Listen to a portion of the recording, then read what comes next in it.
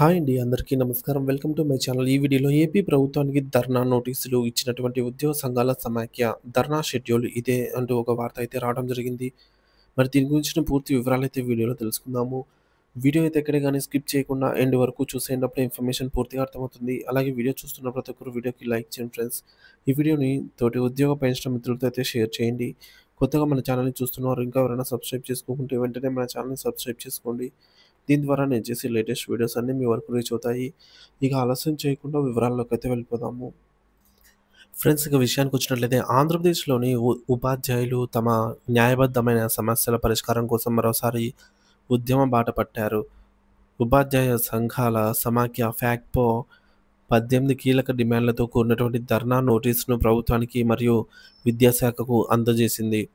సమస్యల పరిష్కారంలో ప్రభుత్వ నిర్లక్ష్య వైఖరికి నిరసనగా దశలవారీ ఆందోళన కార్యక్రమాలకు పిలుపునిచ్చింది. ఆందోళన కార్యక్రమాల షెడ్యూల్ చూసుకున్నట్లయితే ఆగస్టు 2 అన్ని జిల్లా కేంద్రాల్లో నిరసన ధర్నాలు, ఆగస్టు 12 రాష్ట్ర స్థాయి మహాధర్నా. ఈలోగా ఫ్యాక్ట్‌పో నాయకత్వంతో ప్రభుత్వం చర్చలు జరిపి సామరస్యపూర్వకంగా సమస్యలను పరిష్కరించాలని, తద్వారా ఆందోళన కార్యక్రమాలను నివారించాల్సిన బాధ్యత ప్రభుత్వంపై ఉందని ఉద్యోగ సంఘాల నేతలు స్పష్టం చేశారు. ఫ్యాక్ట్‌పో ప్రధాన డిమాండ్లు మేరకు చూసుకున్నట్లయితే ఉపాధ్యాయులు, ఉద్యోగులు మరియు విద్యా వ్యవస్థ ఎదుర్కొంటున్న కీలక సమస్యలను ఫ్యాక్ట్‌పో తమ డిమాండ్ల రూపంలో ప్రభుత్వం ముందు ఉంచింది. వాటిలో ముఖ్యమైనవి ఆర్థికపరమైన డిమాండ్లు, 12వ పీఆర్సీ ఏర్పాటు మరియు ఐఆర్. రాష్ట్రంలో 12వ వేతన సవరణ సంఘం పీఆర్సీని తక్షణమే ఏర్పాటు చేయాలి. ఆలోపు ఉద్యోగులందరికీ కనీసం 30% మధ్యంతర భృతి ఐఆర్ ప్రకటించాలి. పెండింగ్ బకాయిల చెల్లింపు, ఉద్యోగులు మరియు ఉపాధ్యాయులు 3 విడతల కరువు భత్యం డిఏలను వెంటనే మంజూరు చేయాలి. 11వ పీఆర్సీ బకాయిలు, సరెండర్ లీవ్స్ బకాయిలు మరియు డిఏ బకాయిలను తక్షణమే చెల్లించాలి.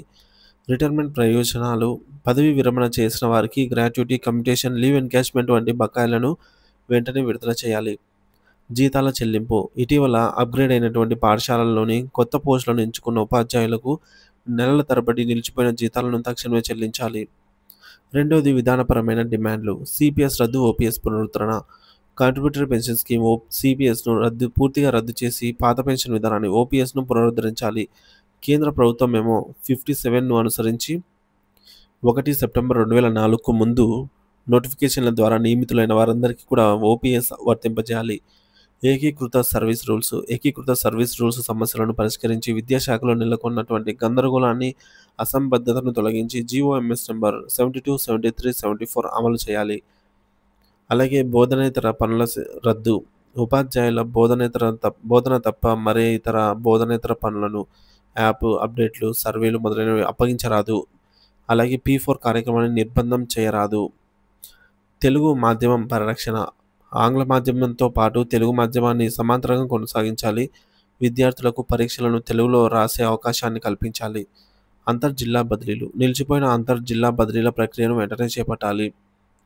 పరిపాలనాపరమైన డిమాండ్లు, మూడవది కారుణ్య నియామకాలు. పంచాయతీరాజ్ యాజమాన్యంలో పెండింగ్లో ఉన్నటువంటి కారుణ్య నియామకాలను వెంటనే పూర్తి చేసి కలెక్టర్ పూల్ ద్వారా పోస్టింగ్లు ఇవ్వాలి. హై స్కూల్ ప్లస్ నియామకాలు, ఉన్నత పాఠశాలల్లో అవసరమైనటువంటి ఉపాధ్యాయ నియామకాలను వెంటనే చేపట్టి విద్యా సంవత్సరం సజావుగా సాగేలాగైతే చూడాలి.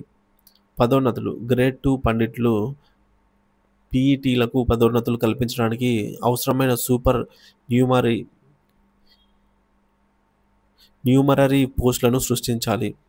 బదిలీలు, విద్యాశాఖ అధికారులు ఎంఈఓ బదిలీలను వెంటనే చేపట్టాలి. మున్సిపల్ ఉపాధ్యాయుల సమస్యలు, మున్సిపల్ ఉపాధ్యాయులు ఎదుర్కొంటున్న జీపీఎఫ్ మరియు ఇతర సమస్యలను పరిష్కరించాలి. ఈహెచ్ఎస్ మరియు మెడికల్ బిల్లులు, ఎంప్లాయీస్ హెల్త్ స్కీమ్ ఈహెచ్ఎస్ మరియు మెడికల్ రియంబర్స్మెంట్ బిల్లుల చెల్లింపుల్లో ఎదురవుతున్నటువంటి సమస్యలను శాశ్వతంగా పరిష్కరించాలి. ఎస్జీఎఫ్ సెక్రటరీ పునరుద్ధరణ, పదవీ కాలం పూర్తి కానిటువంటి స్కూల్ గేమ్స్ ఫెడరేషన్ ఎస్జీఎఫ్ సెక్రటరీలను తొలగించడం సరికాదు, వారిని తిరిగి కొనసాగించాలి. మరి ఈ డిమాండ్లన్నీ కేవలం ఉపాధ్యాయుల వ్యక్తిగత ప్రయోజనాలకు సంబంధించినవి కావు. వీటిలో చాలా వరకు విద్యా వ్యవస్థ యొక్క మనుగడకు, విద్యార్థుల భవిష్యత్తుకు ముడిపడి ఉన్నాయి. ప్రభుత్వం ఈ సమస్యల తీవ్రతను గుర్తించి కాలయాపన చేయకుండా ఫ్యాక్ట్‌పో నాయకులతో చర్చలు జరిపి ఉపాధ్యాయుల ఆందోళనను తొలగించాల్సిన అవసరం ఎంతైనా ఉంది. లేని పక్షంలో ఈ ఆందోళనలు విద్యా వ్యవస్థపై తీవ్ర ప్రభావం చూపే అవకాశం అయితే ఉంది. ఉద్యమం బాట పట్టిన ఉపాధ్యాయులు ప్రభుత్వానికి 18 డిమాండ్లతో ఫ్యాక్ట్‌పో ధర్నా నోటీసులు అయితే అందజేసింది. వచ్చే నెల ఆగస్టు 2వ తేదీన జిల్లా స్థాయి అలాగే 12న రాష్ట్ర స్థాయి ఆందోళనలకు పిలుపులు, చర్చలకు సిద్ధమవ్వాలని ప్రభుత్వానికి హితవు.